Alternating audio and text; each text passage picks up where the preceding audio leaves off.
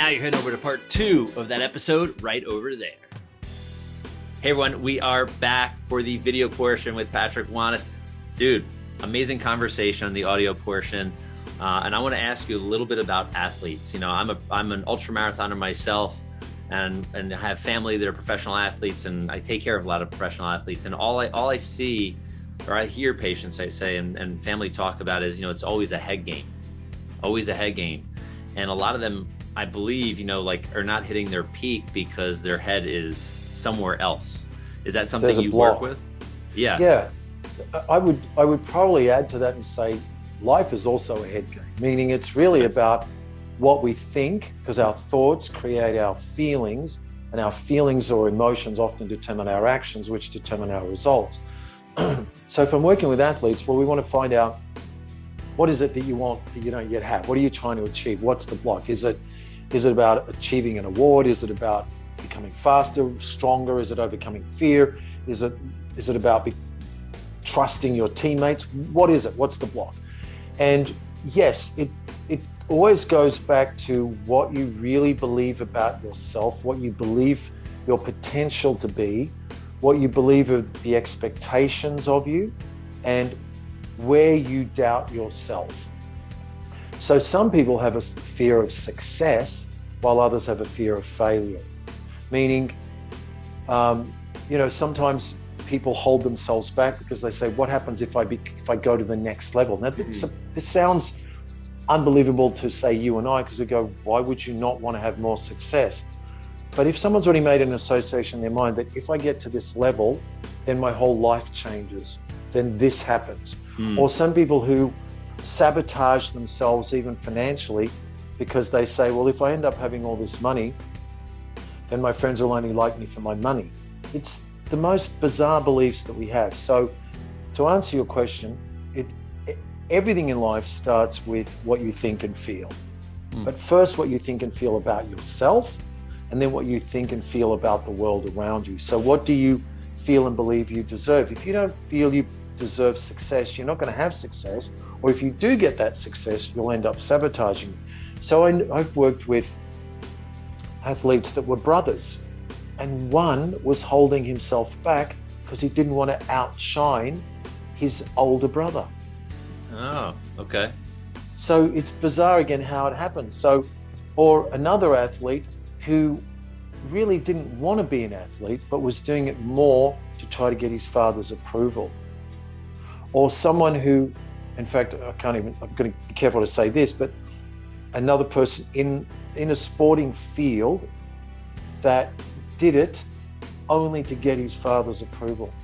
And it's not even what he really wanted to do, even though he was fantastic at it. So we need to find out, what is it you want that you don't yet have? What's your goal?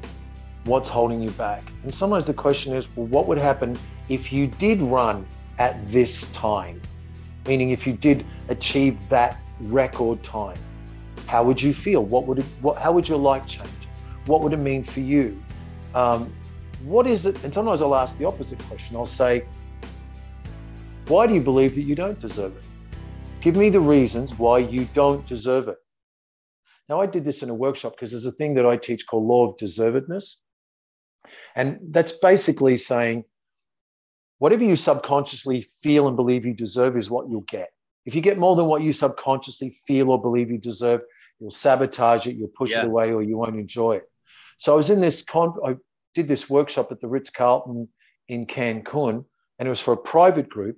And when I said to them, pair up, and here's A, here's B. You're A, you're B. A, you've got 90 seconds to tell the other person why you don't deserve this success. Someone said, oh, I can't say that. I can't say I don't deserve it. I go, you're already feeling it. So say it, and then we'll change it. But first, be honest with yourself and say, why don't you deserve it? And one person identifying that they still have guilt for something that happened in their childhood, that they still punish themselves. Or another athlete whose brother died at a young age and feels guilty because of survivor's guilt. I don't know if you're aware of what survivor's guilt. Survivor's guilt is, but for your audience, two people are in a house fire and we're both running out, and maybe I'm even trying to help my brother, but for whatever reason, he doesn't make it out and I do. And then I say, Why did he die? I should have died. He should have stayed alive. And now I'm going to spend the rest of my life punishing myself. So it's bizarre, actually, when we go deeper and find out what are our subconscious beliefs. Another person holding herself back because her grandmother died when she was young. And she says, and she's not aware, obviously consciously, that she believes this, but because her grandmother died, she felt that she shouldn't have all of this success and happiness because she'd be betraying her grandmother because her grandmother died. And I said, and of course, I've got to help her at a subconscious level to say, what did your grandmother really want for you? You told me she was the one that really believed in you. But when she died, you let that belief die with her. What did she want for you? She wants you to be happy. She wants you to succeed. She wants you to realize your full potential. And so it's just, again, really bizarre the way that we create these extraordinarily unhelpful, disempowering interpretations, conclusions, and beliefs based on events that happen. Yeah, and it's interesting. You got me thinking as you're going through these stories, and I want to like maybe make this too simple sounding, but you're helping people identify our past, right? The problems, the places where we've been living in the current situation, but we're living, years or decades, whatever may be in the back. You're helping people get to the present time, I guess, acknowledge that, break through, live in present time consciousness by also seeing the possibility of better or of more or of whatever that may be for that person. So they're striving to go in a forward momentum versus constantly looking in that rear view mirror or that side view mirror going, oh, there it is. There's that problem again. What a great way of putting it, because you're right. You got to resolve the past and then you got to focus on the future. Like, what are the possibilities? What's the potential? And if I say to you, okay, visualize having what you say you want. You go, yes. And I go, does that feel good for you? Does it feel like it's in integrity? Does it feel congruent? Or is there something nagging you, a voice or a feeling that says, no, this isn't for you because your mum and dad said, no, that's not for you. Yeah. And there are parents that have done that, whether it was about money, whether it was about looks, whether it was about success, career, that they would. In fact, I just had a client yesterday who we were helping her because her mother shattered her dreams as a child. Now we've got to say that you're allowed to dream again. Doesn't matter what, yes, it does matter what happened because it created all this pain, but that's not the truth about who you are. And your mother doesn't get to decide who you're going to be. That's your choice. And then when we go even deeper, we realize that her mother, when she was a child, had her dreams shattered by her mother. Yeah. And then that we go, oh, she's repeating what was done to her. You have the right, you have the option, you have the power right now to end that cycle and to live your dreams. Yeah, that's amazing. And I have one, like, we'll say final question, because I think this is really good that we can go and pivot and, realize that the head game, like you said, is everything in life, not just a sport or not just anything else. It's really, truly is everything. So I want to know, like, what are you doing to constantly evolve yourself? Like, what's happening, what's new, what's good, that's going on now that you're going, maybe this is my next evolution forward. Josh, I'm always learning, I'm always growing, I'm always evolving. I'm not obsessed about it because I don't want to be one of those people that says I'll never be enough, but I'm looking for, okay, what else can I do that will help me, empower me? So I mentioned in the first block, the interview, that I do yoga on a daily basis. I do like 5 days a week, and I do other sport. I play racquetball, I go paddleboarding, I go bike riding. But I also am constantly reading to learn more about the mind, about human behavior. But to be specific, I've been doing a lot of psychedelic assisted therapy. Okay, very cool. I'm doing that for clients, and I've done it for myself. Right. So I do have clients that come to me, and we're using psychedelics to help create a new perspective. And in 5 to 6 hours of psychedelic assisted therapy, they're uncovering all sorts of stuff and having all sorts of revelations. I've done that myself because I can't, if you come to me, and soon this is all going to be very, very common. There's going to be, I've been learning about this now for a couple of years. It's right. Quite There's amazing. going to be hundreds of thousands of practitioners across the country who are going to be engaging. Now, ketamine's already legal. psilocybin and MDMA will soon be legal. They're almost there. In fact, MDMA might be legal before psilocybin, but they're in the final phase trials. Yeah, it is. But and the reason that it's been delayed was because of the pandemic. But I can't say to you, oh, look, here's your experience if I've never had the experience. And I've gone through 29 self-directed psychedelic therapy sessions. And the amount of stuff that I've uncovered is incredible. Yeah. But I wouldn't say to anyone else, go ahead and do that, because I've also done high dosage, what they refer to as the heroic dose. But because of my other skills and talents, I go, okay, now that I've uncovered all of these things, what do I do to integrate? Yeah. And I still go to other things like a dance movement class or a sound healing class. And, you know, if you're watching this, you're like, oh, that sounds really new agey, metaphysical, but it doesn't have to be, depending on what you expect to get out of it and what you're willing to learn from it. So I went to this quite bizarre experience that was very much about Kundalini and this energy moving through your body. And it was in that moment that I had the realization of, bloody hell, first I said to myself, I've got a lot of masculine energy, but I don't use it. Now, this was just a realization. And then that night I had all these weird dreams, and I realized all the men that I grew up with were really bad examples. The men that were older than me, that were either potentially mentors or authority figures, uncles, cousins, etc., were all really, really bad. And they were either abusive, violent, aggressive, or thieves. You know, they stole a lot. They couldn't be trusted. And I went, no wonder I have a problem with masculine energy. No wonder I deny myself my own masculinity, because I had these really bad role models. So I associated masculinity with being bad, and so I deny my own.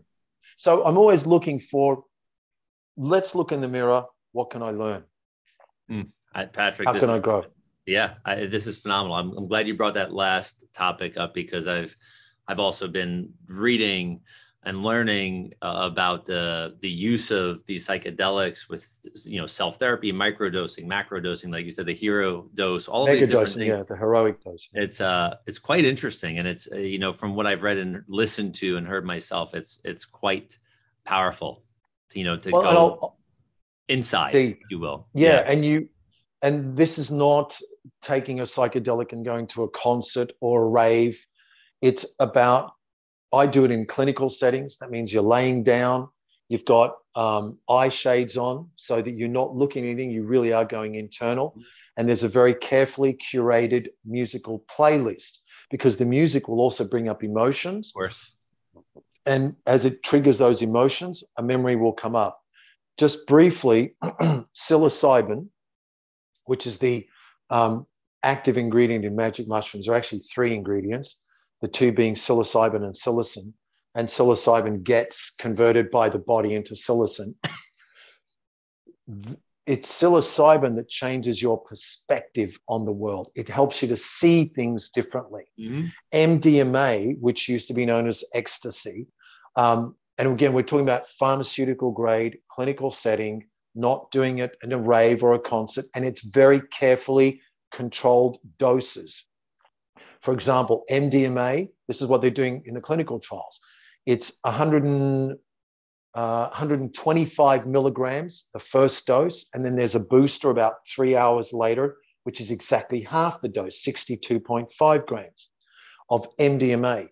In the psilocybin, in the clinical trials, they're not using magic mushrooms. They're taking the extract, and you're taking a very carefully measured dose of pure psilocybin in a capsule, 25 milligrams. 25 milligrams of psilocybin is equivalent to around 2 to 3 grams of dried magic mushroom powder, depending on the strain, because that will also determine the amount of psilocybin in it. So the psilocybin changes your perspective on life, on the world, helps you to see things differently. The MDMA is a heart opener. It makes you more open, warmer, and more compassionate.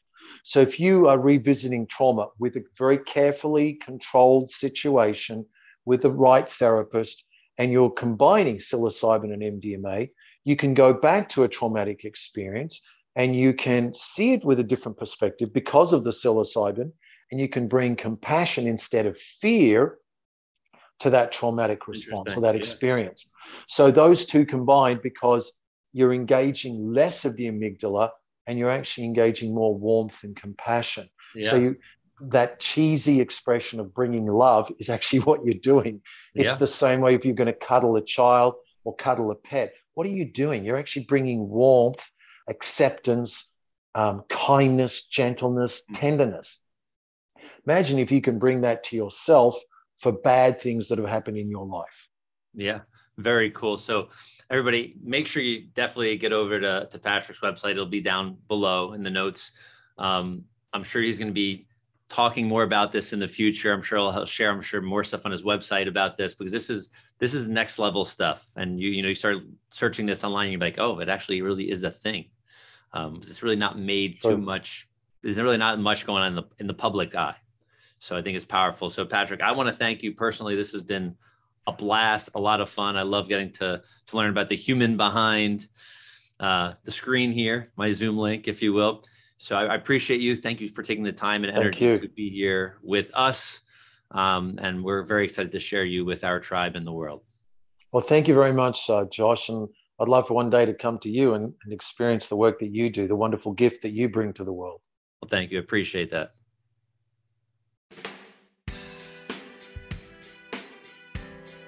So you're still here. Awesome. I want to thank you so much for watching part 2 of this episode.